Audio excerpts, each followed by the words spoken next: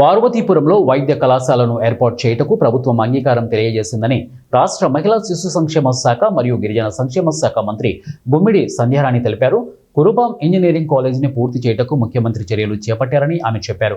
ఉపాధ్యాయ దినోత్సవం స్థానిక లయన్స్ క్లబ్లో శుక్రవారం ఘనంగా జరిగింది. ఈ కార్యక్రమానికి రాష్ట్ర మహిళా శిశు సంక్షేమ శాఖ మరియు గిరిజన సంక్షేమ శాఖ మంత్రి ముఖ్య అతిథిగా పాల్గొన్నారు. ఈ సందర్భంగా మంత్రి మాట్లాడుతూ ఉపాధ్యాయ వృత్తిలో గొప్ప సంతృప్తి వస్తోందని అన్నారు. చిన్నారులను బంగారు ముద్దగా తీర్చిదిద్దే అవకాశం ఉపాధ్యాయులే అన్నారు.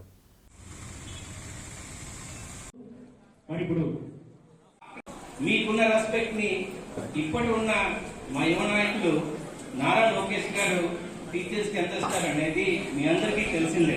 విద్యా వ్యవస్థలో మార్పులు, స్కూల్లో మార్పులు, మీకు కావాల్సిన ప్రతి ఫెసిలిటీస్ ని స్కూల్స్ కి టీచర్స్ కి క్లస్టర్ గా తీసుకొచ్చి ఒక ప్రక్షాళన చేయాలి.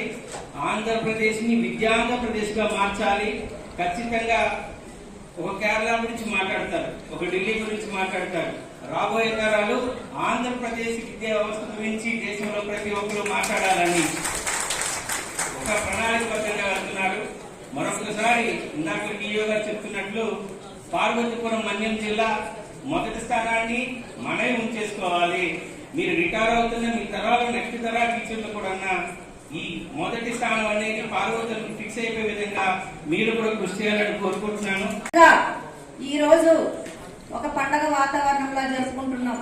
ప్రతి ఒక్కరు కూడా ఉపాధ్యాయుడు అనేది అంటే ఈ రోజు చూసుకుంటే ప్రతి ఒక్కరు కూడా చిన్న పిల్లల నుండి పెద్దోళ్ళ వరకు ఒక స్థాయిలో ఉన్నాము అంటే అది ఒక్క ఉపాధ్యాయుల వల్లే సాధ్యమని ఈ సందర్భంగా మీకు అందరికీ నేను తెలియజేస్తున్నాను. ఈ రోజు ఆడ మగ తేడా లేకుండా ప్రతి రంగంలోని అన్ని రంగాల్లో అందరికీ ఇంకొక విషయం చెప్పాలి. గురువు తలుచుకుంటే ఏదైనా చేయొచ్చు.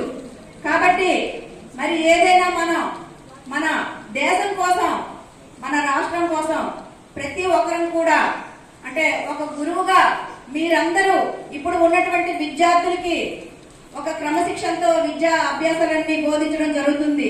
అలాగే ఉపాధ్యాయులందరికీ కూడా నమస్కారం. చాలా అయినప్పటికీ కూడా ఇక్కడ మట్టిలో మానక్య మన విద్యార్థులందరినీ కూడా అద్భుతంగా 10th క్లాస్లో తీర్చిదిద్ది స్టేట్లో ఫస్ట్ వచ్చేలా చేశారు. దానికి మన ఉపాధ్యాయ బృందానికి అందరికీ కూడా నేను శిరస్సు వచ్చి నమస్కారం తెలియజేస్తున్నాను. ముఖ్యంగా మీరు లేకపోతే మేము ఎన్ని చెప్పినా దాంట్లో పేరు పెట్టినా టైటిల్స్ పెట్టినా కూడా దీనికి వెనుక ఉండి నడిపించింది అంతా కూడా టీచర్స్. అండ్ చాలా చాలా సంతోషం ఆ సక్సెస్ వచ్చినందుకు. అండ్ అదేవిధంగా కూడా చూసినట్లయితే ఈ మధ్యకాలంలో నేషనల్ లెవెల్లో ఒక సర్వే జరిగింది.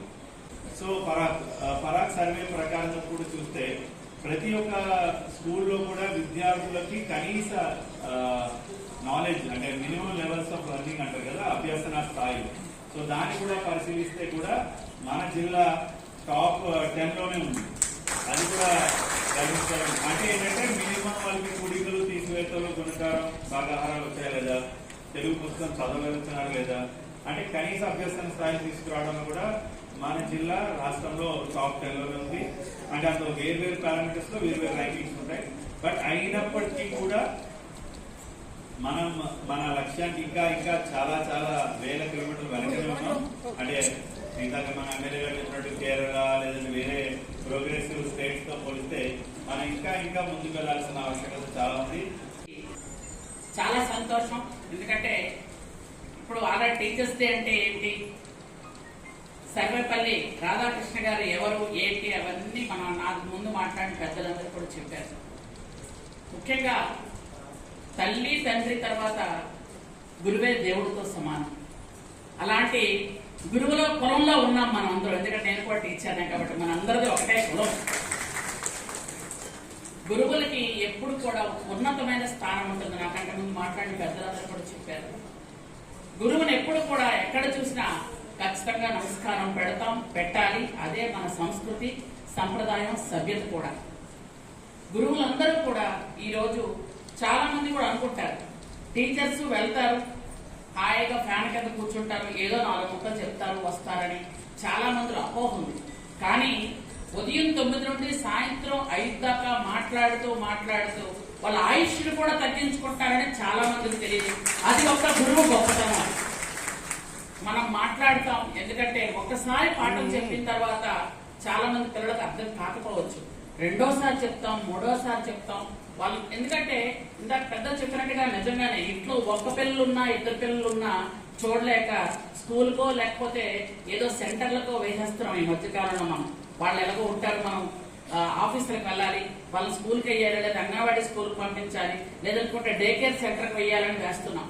తర్వాత వచ్చాక ఇద్దరు పిల్లలతోని ఇబ్బంది అయిపోతుంది, చూడలేకపోతున్నాం అని ఒక ఆయానో పని మనిషిని పెట్టుకుంటున్న ఈ సమయంలో, ఈ టైంలో ఒక 100 మంది పిల్లల మధ్యలో ఒక టీచర్ ఉండి కనుసైగలతో పిల్లలందరినీ క్రమశిక్షణలో ఉంచేవాళ్లే గురువు అని నేను మరొకసారి చెప్తున్నాను.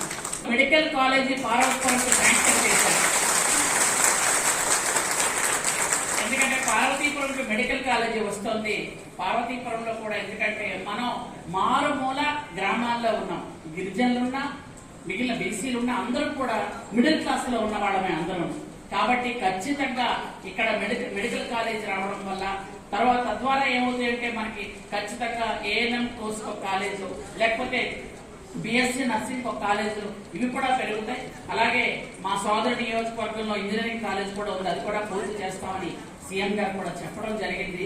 కాబట్టి విద్యల పరంగా, ఎందుకంటే గౌరవ విద్యాశాఖ మంత్రి గారు నారా లోకేష్ బాబు గారు మొన్న మన పార్వతీపురం వచ్చారు. ఎందుకంటే మీ అందరూ చేసినటువంటి ఒక గొప్ప ఇదేంటంటే 3 సార్లు వరుసగా మన పార్వతీపురం ఫస్ట్ వచ్చింది. అందుకు గురువులందరికీ హృదయపూర్వకంగా కంగ్రాచులేషన్స్ తెలియజేసుకుంటూ, మొన్న చాలా మంది పిల్లలకు షైనింగ్ స్టార్స్ గా అందరికి అవార్డ్స్ ఇవ్వడం, ఆ గురువులకు కూడా పొగడటం మీరంతా కూడా తెలుసు. ఎందుకంటే మన గురువులు ఎన్ని చేసినా ఏం చేసినా ముందు పేపర్లు కూడా ఉన్నారు, వాళ్ళకు కూడా ఒక విషయం చెప్పాలి.